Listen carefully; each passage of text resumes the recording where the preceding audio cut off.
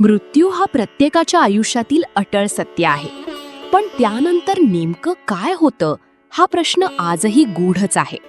शतकानुशतके मानवाने याचं उत्तर शोधण्याचा प्रयत्न केला आहे.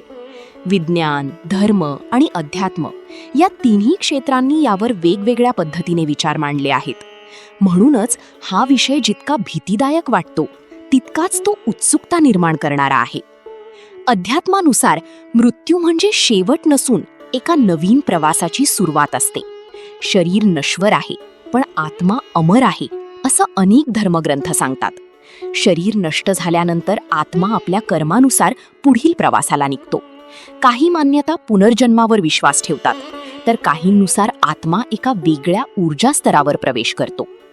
विज्ञानाकडे याचं ठोस उत्तर नाही, पण नियर डेथ एक्सपिरियन्स अनुभवलेल्या अनेक लोकांनी मृत्यूच्या जवळ गेल्यावर तेजस्वी प्रकाश दिसणे, शरीरापासून वेगळं झाल्यासारखं वाटणं किंवा एखाद्या अदृश्य शक्तीची अनुभूती येणं अशा गोष्टी सांगितल्या आहेत. हे अनुभव वैज्ञानिकांसाठीही एक रहस्यच आहेत.